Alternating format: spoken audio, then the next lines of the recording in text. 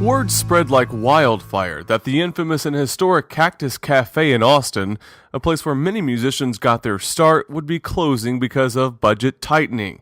It's a place where singer-songwriters meet with an audience in an intimate setting, a place musician Sara Hickman knows well. What kind of music do you play? What kind of person are you? What kind of musician are you? Well, that's up for grabs, really. I've been everything from pop to folk to country to vocals to jazz. So I'm kind of an amalgamation of all kinds of styles, and I studied classical when I was little. So I kind of take all of those elements, all those genres, and mix them up into one big pot. And so I guess you'd really put me under eclectic. Well, Austin is a great place to be eclectic, isn't that right? Totally. I fit right in. So, this recent news of the Cactus Cafe closing, how did that make you feel, and what did you initially think about it? I kind of heard some rumors about it, and then the Austin American-Statesman called me on Saturday night last week, and to be quite frank, my first reaction was I burst into tears because I knew that having somebody from the press call most likely meant it was a reality. So I had to kind of compose myself, and so basically my first reaction was emotional because that's how much the Cactus means to my heart.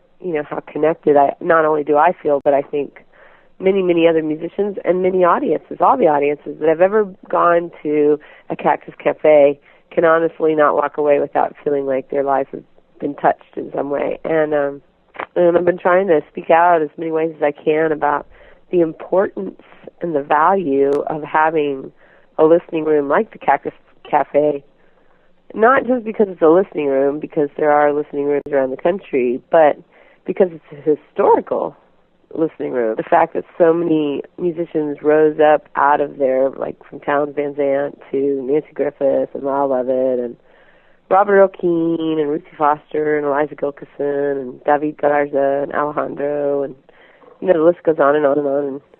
And it's certainly molded who I am. When you walk in there, it just feels like you're inside a magic genie bottle.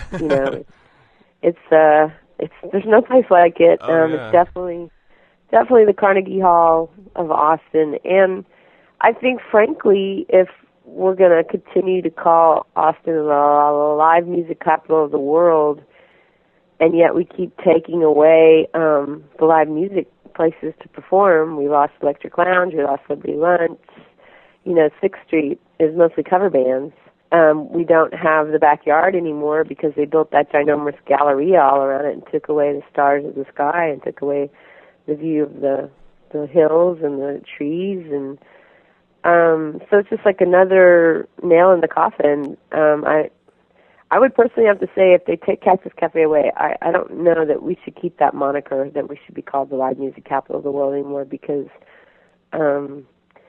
it's just really become more of a corpocracy. We have South by Southwest, and we have Austin City Limits Festival, and we have Austin City Limits, which thankfully isn't going away. But it's those day-to-day live music shows that, keep Austin what it is. Yeah. I'm not saying that there aren't wonderful places, Saxon Pub and, La Zona Rosa and Flipnotics. But as far as a genuine listening room, before there was the Chicago House, and that wasn't even nearly as close as Cactus Cafe. It was also a nice place for songwriters to try out their new songs and material. But there's something about standing on that stage at Cactus Cafe and you feel enveloped by the songs that have come before you. You feel safe and you feel like you're a part of a family. And I think that's how Austin, at least the Austinites that support Cactus and have been in the Cactus, feel. It is part of their lifeblood and their family as far as a musical connection. I just think it's foolishness to remove a legacy because you can't. The second biggest school in the nation that has the most endowments and the most money, ridiculous amounts of money, and is about to raise student fees, you can't figure out a creative solution to funding something that's $125,000 to $150,000 a year. I mean, that sounds like a hole in the bucket to me. A little tiny it's freaking a ginormous bucket that is overflowing with wads of money. Yeah. So, and, Austin is incredibly creative. We have so many resources here of brain power that I think if they put together a round table with the president willing, instead of just, laying down the law of the land that, nope, there's no recourse, there's no changing it, that's the way it is, ixnay on Cactus Cafe. I think, I think a solution could be met, and I think it should stay where it is, and it will be the day the music died in Austin, as far as I'm concerned, if they move Cactus Cafe or they take it away. Well, Sarah, how do you feel about the movements going on? I mean, there's a lot of people getting involved. Do you think that they can actually change the decision? Yeah, I do. I'm going to have faith in that. I think the amount of new people to Austin that don't understand what Cactus Cafe is, I think if they take a moment to go down there, whether during the day, to have a drink at the bar and meet Chris, who's worked there for 25, 26 years, who is just one of the kindest people you could ever want to know, or if they would go out and hear some live music at Cactus Cafe, they would walk away saying, I want to join the fight. And I don't even like to use the word fight. I would prefer to talk about it as a dialogue. Let's turn it into a dialogue. How can we make this work?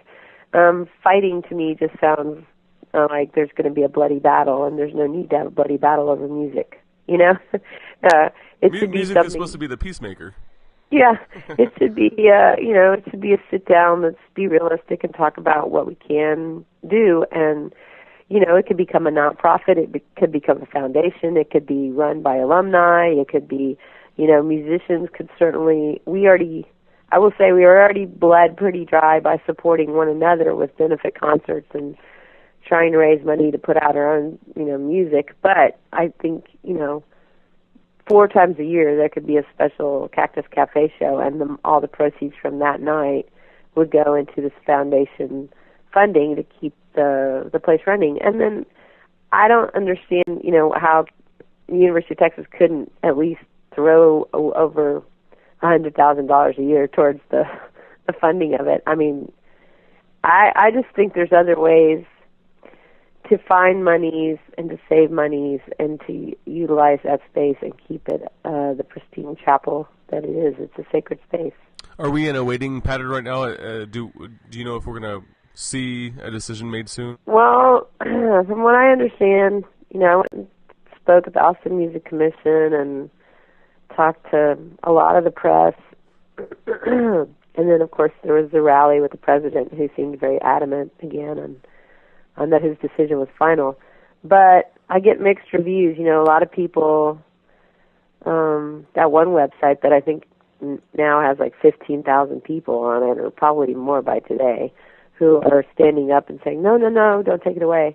I can't help but feel encouraged and optimistic that surely the president has to understand the importance and the value. Cactus Cafe to me is just as vital and necessary as the University of Texas football team.